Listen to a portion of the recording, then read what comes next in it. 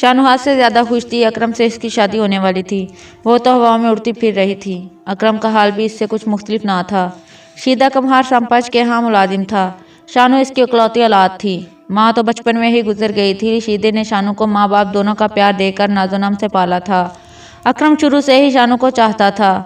पहले तो शानू ने अकरम पर कोई खास तवज्जो ना दी, लेकिन बाद में इसका खलूस और प्यार देखकर वो भी इसे चाहने लगी। अकरम सरपंच के बेटे अजहर का बॉडीगार्ड था। अरे शानू, तू तो आजकल खुई पर भी खालो खाली ही नजर आती है, होती किधर है? अकरम भाई के चक्कर में तो तू हम सखियों को भी भूल गई है। आज शानू कुएं पर पानी भरने गई तो शकीला ने इसे शिकवा किया। अरे शकीला, तुझे पता है ना, अकरम को मेरा बाहर जाना जरा पसंद नहीं, और वैसे भी वो काम से आकर पानी के मटके खुद ही घर छोड़ आ जाता है। शानू ने मुस्कुराते हुए शकीला को बताया। शकीला रश्क से इसे देखती रही। तभी फजीला भी पानी भरने आ गई। नैनो बैठी बातें कर रही थी कि तभी अजहर चौधरी की जीप जन से गुजरी। नैनो ने फौरन पट्टे दुरुस्त किए और गड़े संभालते हुए घरों को चल पड़ी, क्योंकि पूरा गांव इसकी बुरी आदतों से अच्छी तरह वाकिफ था। इसलिए लड़कियां कोशिश करती थी कि इसकी शिकारी नज़रों में ना आए, लेकिन आज शानू इसकी नज़रों में आ चुकी थी। ओए अकरम, पता कर ये लाल दुपट्टे वाली कौन है? अजहर ने मकरू मुस्कुराहट के साथ मूंछों को ताव देते हुए अपने बॉडीगार्ड अकरम से कहा। अकरम का दिल फौरन जोर से धड़का। वो इसी दिन से तो डरता था। शानू को वो 1000 बार मना कर चुका था कि कुएं पर पानी भरने ना जाया करे। वो ये बात बर्दाश्त नहीं कर सकता कि किसी अरे गहरे की नज़र इसकी महबूबा पर पड़े, और आज वो अजहर चौधरी की शिकारी नज़रों में आ गई थी। अकरम ने तब तो जी मालिक जरूर कहकर बात टाल दी, लेकिन कब तक? वो चौधरी की फितरत से अच्छी तरह वाकिफ था। इस रोज़ इसने अपने अब्बा से कहा कि सिद्दे चाचे को पैगाम भिजवा के वो 1-2 दिन तक निकाह के लिए आएंगे। अब्बा ने इससे इस अजलत की वजह पूछी, लेकिन अकरम ने यह कहकर टाल दिया कि अब्बा अम्मा अब अकेले घर का काम नहीं कर सकती, सादगी से निकाह करके चंद रोज़ बाद रुखसती करवा लेंगे। अकरम का अब्बा चाचा फारूक भी ही ये सुनकर चुप हो गया। आखिर को वो कह तो ठीक ही रहा था। शानू को अब्बा ने बताया तो वो शर्मा गई और अब्बा के सीने से जा लगी। मेरी सोहनी दी। अब्बा ने प्यार से इसके सर पर हाथ फेरा।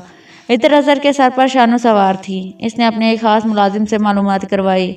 इसे पता चला कि वो अपने बॉडीगार्ड अकरम की महबूबा है और 1-2 रोज़ में इसी इनका निकाह होने वाला है। अजहर ने मुलाजिम को मुंह बंद रखने की हिदायत की। अगले रोज़ ही इसने अकरम से कहकर जीप निकलवाई। मालिक, कहाँ चलना है? शीदे कम्हार के घर। चौधरी अजहर ने एक मकरू कहका लगाया। मालिक, खैरियत? कोई भूल चूक हो गई? अरे नहीं नहीं, मैं जानता हूँ, वो तेरी महबूबा का घर है। हम तो बस भाभी जी के दर्शन करने जा रहे हैं। अजहर ने चेहरे पर शैतानी मुस्कुराहट सजाते हुए कहा। अकरम का खून खोल उठा। मालिक, मेरा और शानू का निकाह है परसों। घर की इज्जत है मालिक। अरे अकरम, मालिक से पहले इस पीस को तू चखे। ना ना, बस चौधरी बस, इससे आगे एक लफ्ज़ नहीं, वरना मैं तेरी गंदी जुबान खींच लूँगा। अजहर की घटिया बात सुनकर अकरम अपना आपा खो बैठा। चौधरी अजहर ने यह सोचा ही नहीं था। ओए अकरम, होश कर, तू हमारे टुकड़ों पर पड़ने वाला कुत्ता है, कुत्ता। चौधरी, इज्जत के मामले में कोई सौदेबाजी नहीं, इस बात को तू अपने मगज में डाल ले। मेरी शानू की तरफ गंदी नज़र से देखना भी मत, वरना नतीजे का जिम्मेदार खुद होगा। अकरम भी जवान खून था और शानू से वो बेहद प्यार करता था। वो भला कब बर्दाश्त कर सकता था ये सब, लेकिन चौधरी भी जिद्दी था। इस वक्त तो इसने किसी न किसी तरह अकरम का गुस्सा ठंडा किया, लेकिन दिल ही दिल में इसने सोच लिया था कि वो अकरम से ऐसा बदला लेगा कि वो ताक़यामत चौधरी के कहर से डरेगा। हवेली पहुंचते ही इसने अपने आदमियों को काम पर लगा दिया।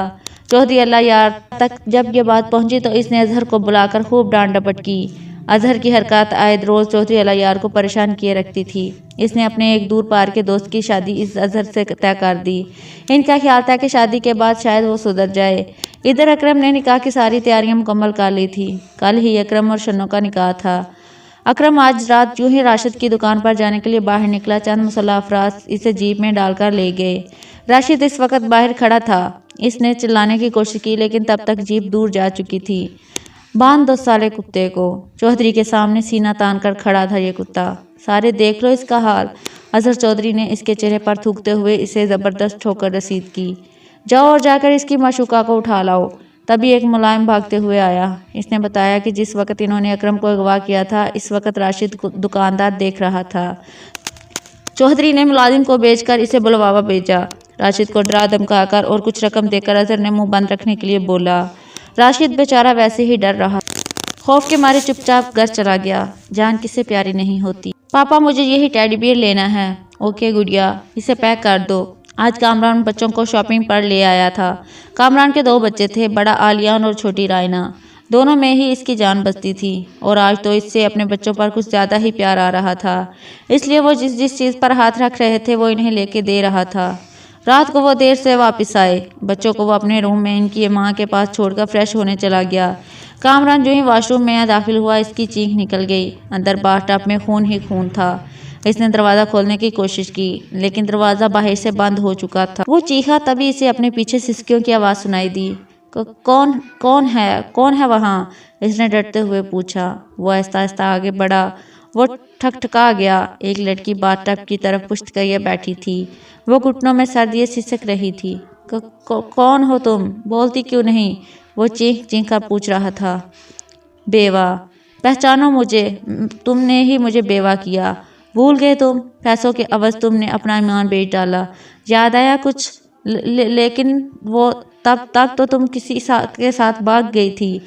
بکواس بند کر ظالم، تجھے ساری حقیقت کا علم تھا پر تو نے انصاف نہیں کیا۔ آج میں بیوگی کا یہی دکھ تیری پیاری بیوی کو دوں گی۔ مجھے چھوڑ دو پلیز، ڈر گیا تھا میں، مجھے معاف کر دو۔ آج نہیں انسپکٹر، میں آج خود انصاف کروں گی، چن چن کر ماروں گی، ایک ایک سے بدلہ لوں گی۔ اس کے ساتھ ہی واش روم کا کامران کی فلک شگاف چیخوں سے گونج اٹھا۔ کافی دیر کے بعد کامران کی بیوی بچوں کو سلا کر کمرے میں آئی تو کامران کمرے میں موجود نہ تھا۔ کافی دیر گزرنے کے بعد بھی کامران نہا کر باہر نہ نکلا تو بیوی نے واش روم کا دروازہ کھٹکھٹایا۔ حیرت انگیز طور پر دروازہ کھل گیا۔ اس نے جو ہی اندر جھانکا اس کے حلق سے ایک زوردار چینخ برآمد ہوئی اور وہ غش کھا کر گر پڑی۔ اظہر نے پہلے اکرم کی آنکھیں باہر نکالوائی، اس کے بعد اس کے بازو پر جلتے کوئلے رکھے۔ وہ درد سے چینخ رہا تھا لیکن حضرت چودھری کو بہرحال اپنی بے عزتی کا بدلہ لینا تھا۔ اس نے اکرم پر پورا پسٹل خالی کر دیا اور اس کی لاش کو گاؤں کے پاس جنگل میں پھینکوا دیا۔ اسی رات اس کے آدمی شانو کو اس کے گھر سے اٹھا لائے۔ چودھری نے اس معصوم کی عصمت کو تار تار کر دیا۔ بدلے کی آگ میں اس نے ٹھوکر مارتے ہوئے شانو کو اکرم کے قتل کے بارے میں بھی بتا دیا۔ شانو پہلے سے زیادہ بدحواس ہو کر چیخنے لگی۔ نہ جانے اس میں کیسے اتنی ہمت آئی۔ شانو اس کے سر پر گلدان مار کر کھڑکی سے کود گئی اور میں بیوہ کہتے ہوئے حویلی کے پاس بہتی نہر کی طرف بھاگی۔ اس سے پہلے کہ اظہر کے آدمی اس تک پہنچتے وہ نہر میں کود گئی۔ اس کی لاش کو کرندوں نے اظہر کے حکم پر بستی سے دور جنگل کے آخری دانے پر دفنا دیا تھا۔ چونکہ گاؤں کے لوگ اس طرف کبھی گئے ہی نہیں تھے اس لیے شانو کی لاش کو مشکل سے ہی ڈھونڈ پاتے۔ بعد از اکرم کی لاش بستی والوں کو ملی تو پوری بستی میں کوہرام مچ گیا۔ ہر آنکھ اشکبار تھی اور اس میں اظہر پیش تھا۔ دوسری طرف شانو کے غائب ہونے کی خبر بھی بستی میں پھیل گئی تھی۔ اس وقت تھانے میں تعینات انسپکٹر کامران نے کارروائی شروع کر دی تھی۔ اظہر کو ڈر تھا کہ کہیں وہ شانو کی لاش بھی برآمد نہ کر لے۔ اس طرح اس نے لوگوں میں جو افواہ پھیلائی تھی وہ بھی جھوٹی ثابت ہو جاتی کہ شانو کے عاشق نے اکرم کو قتل کیا اور بعد از دونوں فرار ہو گئے۔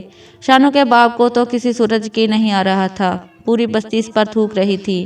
اکرم نے کامران کو تگڑی رشوت دے کر اسے بھی اس فرضی کہانی کو سچ لکھ کر کیس ختم کرنے کا کہہ دیا۔ شانو کا باپ بھی اگلے دن کا سورج نہ دیکھ سکا۔ چند ہمدردوں نے اس مظلوم کو کفنا دفنا دیا۔ بعد میں گاؤں والے بھی اس واقعہ کو بھول بھال گئے۔ البتہ اس کے بعد گاؤں والوں نے اکثر تختے پر رات کے وقت کسی لڑکی کو بیٹھ کر روتے دیکھا۔ اظہر کی موت پر جہاں کسی چاپلوسی کرنے والے اور اس کے یار افسردہ تھے وہیں گاؤں کے لوگ خوش بھی تھے۔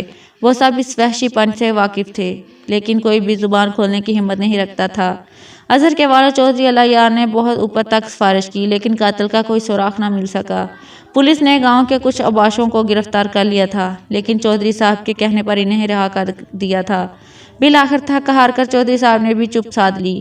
اظہر کے تمام ساتھیوں کا بھی ایک ایک کر کے یہی انجام ہوا۔ اس کے بعد گاؤں والوں میں یہ مشہور ہو گیا کہ تختے والی لڑکی ایک خون اشام ڈائن ہے جو نوجوانوں کا خون پی کر اپنی شیطانی قوت بڑھاتی ہے۔ تو ویڈیوز اچھی لگیں تو پلیز اسے لائک اور شیئر ضرور کیجیے اور اس طرح کی مورل، اخلاقی اور سبق آموز ویڈیوز دیکھنے کے لیے اس چینل کو پلیز سبسکرائب ضرور کریں تاکہ ہماری آنے والی تمام ویڈیوز سب سے پہلے آپ تک پہنچ سکیں۔ شکریہ۔